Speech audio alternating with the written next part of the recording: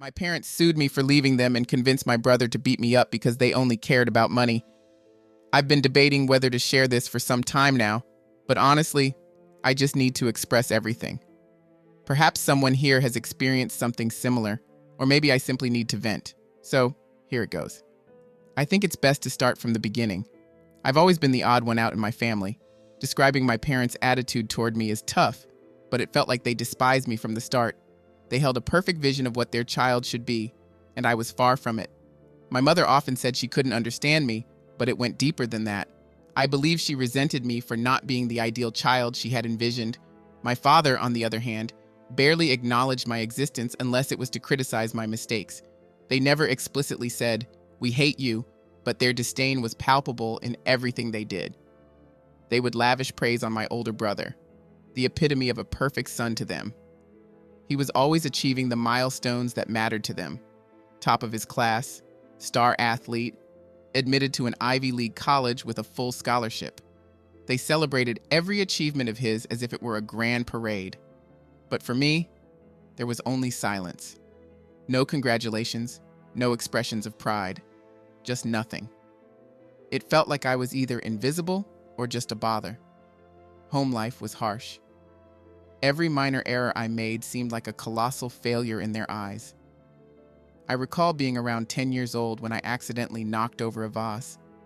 It was inexpensive, but their reaction made it seem as though I had destroyed a priceless artifact. My father grounded me for a month.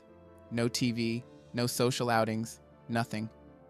Those weeks confined to my room, with only books for company, were when I first realized that my parents would never love me the way they loved my brother. By the time I reached high school, I had stopped trying to win their approval. I wasn't a poor student, but neither was I outstanding. I mostly kept to myself, doing just enough to get by and avoiding any unnecessary attention. I wasn't popular, but I had a few friends who seemed to understand me, or at least they pretended well enough. We bonded over our status as outsiders, the kids who weren't part of the in crowd, but having each other was sufficient. I used to hope that things might improve if I could just finish school and prove to my parents that I could amount to something, that I wasn't a complete failure. However, no matter what I achieved, it was never enough for them. Even getting into university, which was a monumental achievement for me, was treated by them as trivial. My mom barely looked at my acceptance letter, dismissively remarking, "Well, I guess you'll figure it out then." University was meant to be my sanctuary, yet it didn't start that way. I attended a state school far enough to live on campus, but close enough to not be completely isolated. Despite my desire for distance, my parents demanded that I return home every holiday and break, as if they couldn't care less about my need for space. It felt more like they wanted to monitor me, perhaps hoping I'd fail just so they could say, "See, we knew you wouldn't make it." But university was where things began to shift. I stopped just going through the motions. I finally connected with people who didn't see me as an outsider. I found friends who felt more like family than my own kin. We clicked in a way I'd never experienced before. They didn't judge me based on my past or a set of unattainable standards. They appreciated me for who I was, imperfections and all, a first for me. That realization spurred a decision. After graduation, I planned to vanish. I wasn't going to linger in my hometown, waiting for my parents' approval. I was determined to leave everything behind and start anew, somewhere far from their reach. And that's exactly what I did. After graduation, I gathered the money I had saved and moved to a new city, a place where no one knew me. It was challenging to start over with no connections, but it turned out to be the best decision of my life. I settled into a modest apartment in a rough neighborhood, but it was all mine. For the first time, I felt truly free. There were no more expectations to live up to, no more feeling like a perpetual disappointment. I landed a job at a local cafe, which wasn't prestigious, but it paid the bills, and I enjoyed the camaraderie with my coworkers. The cafe had a close-knit atmosphere, and it didn't take long for me to become a part of the community. I finally felt a genuine sense of belonging. I made real friends, far deeper than the shallow acquaintances from high school. There was Matt, the ever-joking bartender from the pub next door, and Jess, the artist from down the street who invited me to paint sessions despite my lack of skill. And then there was Sarah. I'll delve into her story later. Living in the city had its highs and lows, Yet each morning I woke up thankful to be free from my previous life. Of course, there were tough times. The rent was a constant struggle, and occasionally, I doubted my decision to leave. However, I reassured myself that anything was better than returning to a life where I felt so belittled. One evening, something happened that truly shook me. After finishing my shift at the cafe, I was walking home when I witnessed a man being harassed by a group in an alley. Initially, it seemed like a typical drunken dispute, but it quickly escalated into a physical altercation. Frozen in place, I watched helplessly as the situation worsened. Then, out of the blue, Sarah, the very same, stepped in. Without a moment's hesitation, she intervened, commanding the aggressors to back off. Remarkably, they listened. Sarah had this way about her, a presence that made people respect her, even though she was only 5 feet 4 inches tall. The guys left, mumbling under their breath, and she helped the man up like it was nothing. That's just how Sarah was, always jumping into chaos, always brave. I'm not gonna lie, I was pretty shaken by the whole thing. But Sarah? She acted like it was just another normal night. That's when I realized something. I wasn't just running away from my past. I was running towards something better, a life where I could finally be myself without living under other people's expectations. Just when I thought I was settling into this new life, something unexpected happened. I found out my brother was looking for me. Late one night, I got a message, an email from him. We hadn't spoken in years. He was the last person I thought I'd hear from. I stared at the screen for what felt like hours, trying to decide if I should open it. Part of me wanted to delete it and pretend it never happened. But in the end, my curiosity won. When I finally read it, my heart sank. He wasn't reaching out to say sorry or to reconnect. He wanted something. He said he needed help.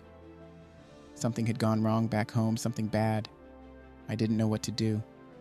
I had left all of that behind for a reason. I had built a new life, one where I didn't have to deal with my family's problems. But now it felt like the past was catching up with me, and I wasn't sure if I was ready to face it. All right, Reddit, I'm back. Things have gotten crazy since my last post, and I honestly don't know where to start. Have you ever felt like your life is a roller coaster, and just when you think you've got things under control, it flips upside down again? Yeah, that's where I'm at right now. After I got that email from my brother, I didn't reply. I thought about it a lot, don't get me wrong, but in the end, I just couldn't do it.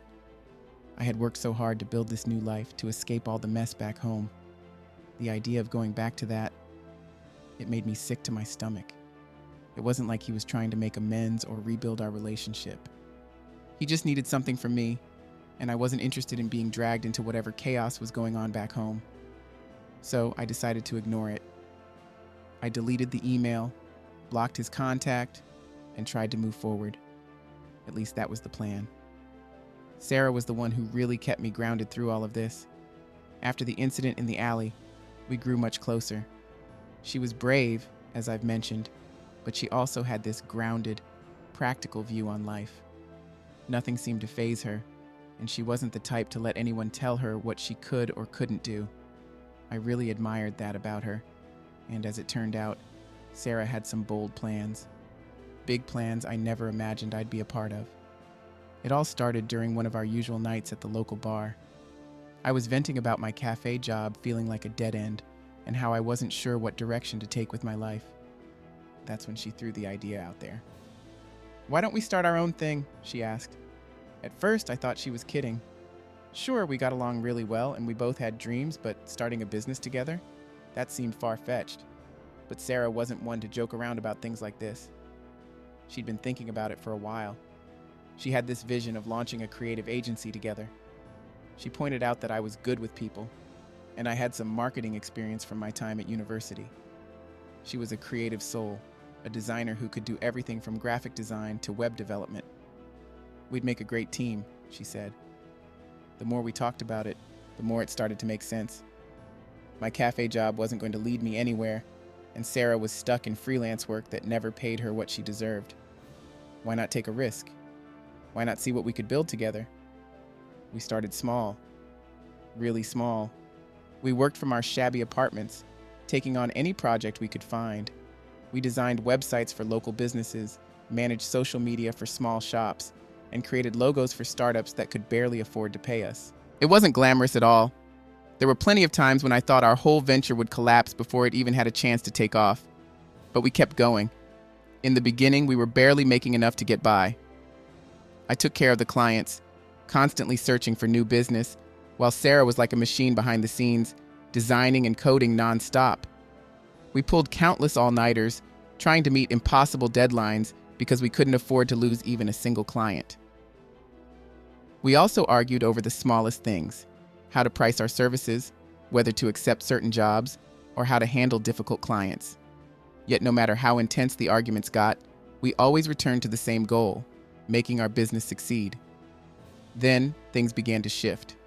We landed a major client, a tech startup looking for a complete rebrand. They wanted everything, from a new website to an entire overhaul of their online presence. It was the kind of project that could elevate us to the next level if we handled it well, but it also came with a lot of stress. The client was demanding, constantly changing their minds, and I could tell Sarah was reaching her limit. I remember one time after a frustrating phone call with their project manager, she actually smashed her computer screen. But we pushed through, and in the end, they loved what we delivered. Word of mouth spread quickly, and soon enough, we weren't just a small-time operation running out of our cramped apartments. People started coming to us, but I won't sugarcoat it. Success wasn't a straight road.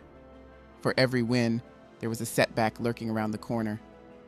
One of our early clients completely ghosted us after we finished their project and refused to pay. We tried to take legal action, but it didn't go anywhere, and we ended up taking the financial hit. That one hurt, and it left us in a tough spot financially for a while. But instead of letting it break us, we got smarter. We began using airtight contracts, asking for deposits up front, and being more selective about who we worked with. Of course, there were also personal struggles along the way. Sarah and I were tight, but spending every day together under so much pressure took its toll. There were moments when I wasn't sure if our friendship could survive the strain. We were both incredibly stubborn, and when tensions ran high, neither of us was willing to back down. There was a point when we barely spoke outside of work. Every discussion felt like a confrontation, and I started to question whether this partnership was even worth it. That's when Jake came into the picture. Jake was a graphic designer we brought on for a massive corporate project. Sarah met him at an art gallery one evening and was really impressed with his portfolio. He had this unique, unconventional style that matched the vision we had for the project, so we decided to hire him as a freelancer. In the beginning, everything seemed perfect. Jake was talented, easy to collaborate with, and brought new energy to our work. But soon things took a strange turn. Jake seemed to develop a thing for Sarah. At first it was subtle, little jokes about how well they worked together or how they should grab a drink after work. I didn't think much of it, especially since Sarah had dealt with stuff like this before. She's tough, and guys often tried to charm her. But one night, after we had finished a late work session, Jake cornered her in the office and asked her out. Sarah shut him down quickly, telling him it was inappropriate, especially because we worked together. She was direct but professional. Unfortunately, Jake didn't take the rejection well. Over the next few weeks, his work began to slip. He missed deadlines, turned in subpar designs, and became defensive when we tried to discuss it with him, claiming we weren't giving him proper guidance. Then, after a particularly heated meeting, Jake completely lost it.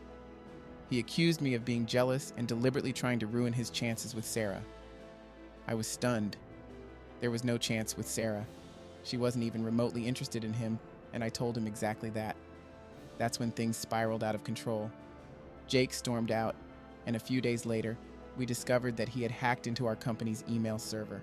He leaked confidential client information to a competitor, throwing us into complete chaos. We lost 2 major clients because of what happened, and we spent weeks scrambling to do damage control. We had to reassure everyone that their information was secure and that we were taking every step to fix the situation. Eventually, we pressed charges against Jake, and he ended up getting arrested. But the damage had already been done. Our business took a nosedive, and our reputation suffered badly. There were moments when I honestly thought we wouldn't recover. Sarah was hit the hardest. She kept blaming herself for bringing Jake into the business, and there were days when she'd talk about walking away completely, convinced that all the stress wasn't worth it anymore. But we didn't quit. Instead, we pushed even harder. We focused on rebuilding, earning back the trust of the clients we still had by going above and beyond. It took a long time, months in fact, but slowly, things started to improve. We regained the trust we had lost. Oddly enough, the whole ordeal made us stronger as a team. We became more careful about who we allowed into our business circle. And Sarah and I, we became closer than ever through it all. Once we managed to bounce back, things really started to take off. We finally moved out of our cramped apartments and into a proper office. We even hired a few more people and began landing much bigger clients. It felt surreal. I never imagined I'd be running a successful business, actually achieving something meaningful, and I knew I wouldn't have made it without Sarah by my side. We weren't rolling in millions, but we were comfortable. We had a steady stream of clients, a growing team, and for the first time in my life, I felt like I was exactly where I was meant to be. But as life often does, it threw another curveball my way. Out of the blue, I got another message from my brother. This time, it wasn't an email. It was a text. I had no clue how he got my number since I had blocked his previous attempts to reach out. But there it was, a message from him, clear as day. "I really need your help, please." I didn't want to respond. Part of me wanted to ignore it like before, but something about the way he asked made me pause. I couldn't shake the feeling that something was seriously wrong. Against my better judgment, I replied, "What do you want?" It took him a while to get back to me, but when he finally did, his response hit me like a ton of bricks. My parents were in deep trouble, financially, legally, the whole package. Apparently, they had gotten involved in some shady business deals, desperate to maintain their lifestyle after my brother's career took a sharp dive. Now, they were on the brink of losing everything, and my brother, the golden child, was powerless to fix it.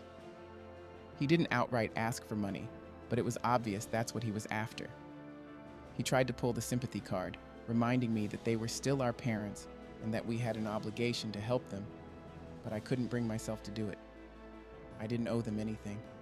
These were the same people who spent my entire life making me feel like I was nothing. And now when things fell apart, they wanted me to come to their rescue. I told him no. I told him I was done with them and their problems, and that they needed to figure it out on their own. I haven't heard from him since. Sarah was the only one I confided in, and she fully supported me.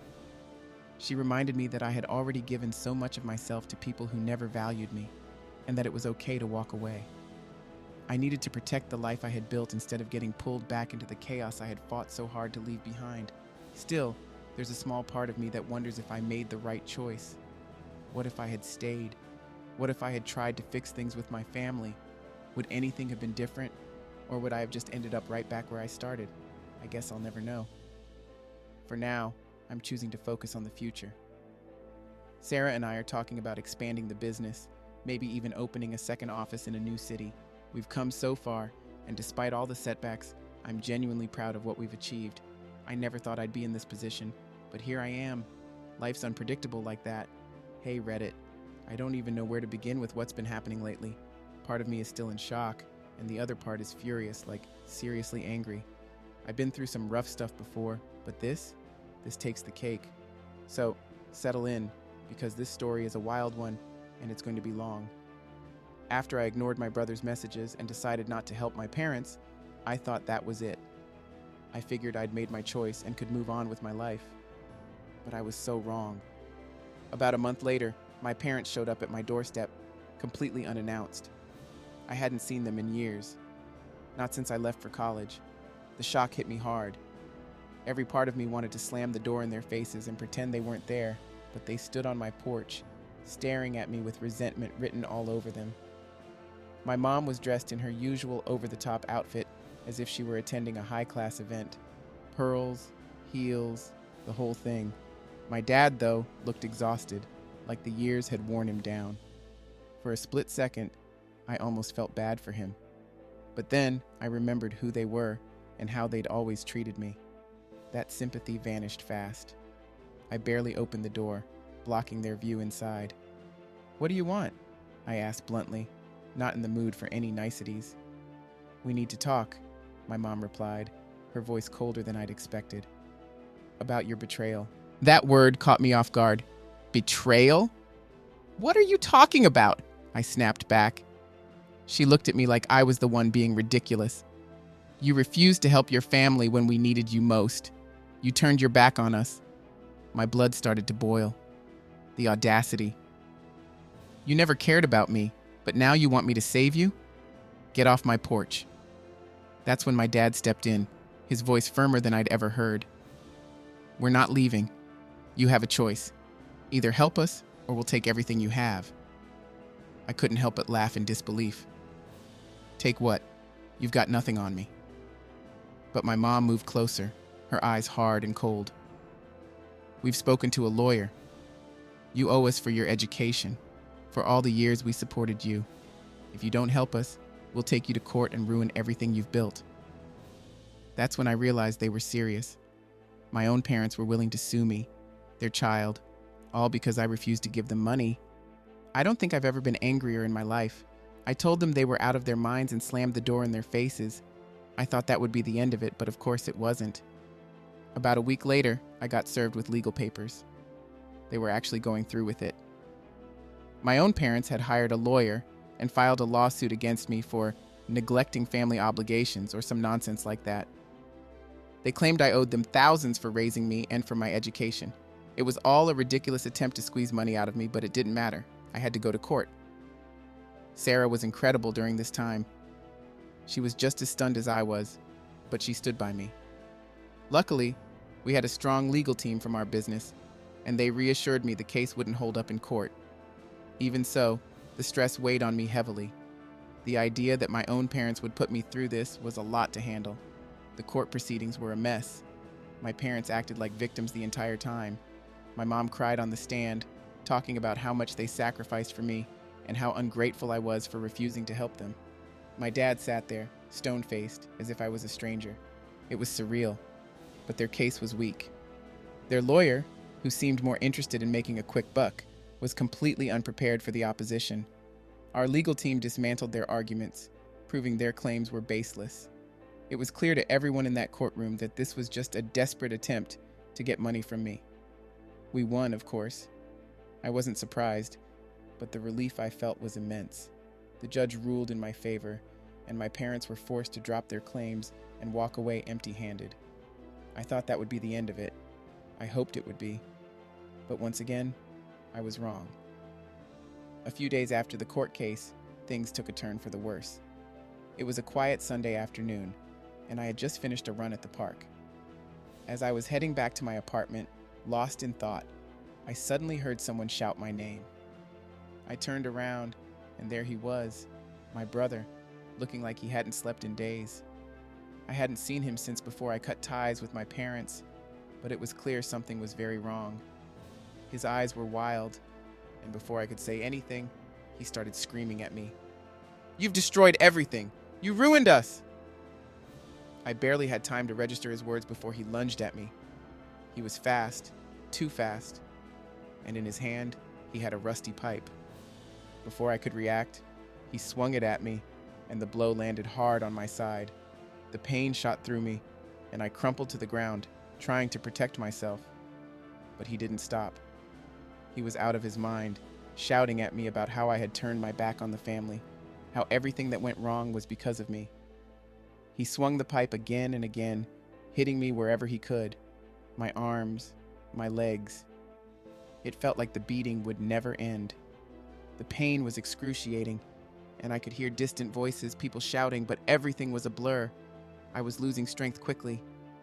All I could do was try to shield myself, but I knew I wouldn't last much longer. And then suddenly I heard someone yell, "Stop!" A group of people had seen what was happening and rushed over. They pulled my brother off of me, holding him down while he fought and screamed like a man possessed. One of them had already called the police, and within minutes they were there. My brother was arrested right on the spot. As for me, I was taken to the hospital. I had multiple fractures, bruises, and a concussion. The doctors told me I was lucky to be alive. If those bystanders hadn't stepped in when they did, I might not have made it. I spent the next few days in the hospital, trying to wrap my head around what had just happened. The police launched an investigation, and when they questioned my brother, He didn't even try to hide what he had done. He admitted he was furious with me for turning my back on the family and felt like he had no choice but to lash out. But here's the twist. The police found out that my parents had been in contact with him before the attack. They had been egging him on, feeding his anger, making him believe I deserved to be punished for abandoning them. While they didn't directly tell him to attack me, they had definitely pushed him toward it, knowing exactly how unstable he was. It didn't take long for charges to be filed against all three of them. My brother was charged with assault with a deadly weapon, and my parents were charged with aiding and abetting for their role in encouraging the attack. I was in disbelief. The very people who were supposed to care for me, my own family, had plotted against me, potentially even trying to kill me. The trial was yet another nightmare. My parents, unsurprisingly, denied everything. They claimed they had no idea my brother would do something so extreme. But the evidence told a different story. There were phone records, text messages, and emails, all showing how they had played a part in fueling my brother's hatred. From the start, they had been involved, pushing him to the edge. My brother didn't stand a chance in court. He was sentenced to prison for the attack, while my parents were found guilty of their role in the whole thing. They didn't get prison time, but they were slapped with hefty fines and required to undergo counseling. It felt like justice had been done, but it came at a steep price. My family was shattered, and there was no fixing it. After the trial, I tried to put my life back together. It wasn't easy. The physical wounds healed with time, but the emotional damage, that's something I'm still dealing with. I've cut all ties with my family. They're as good as dead to me now. I don't know where they are, and honestly, I don't care.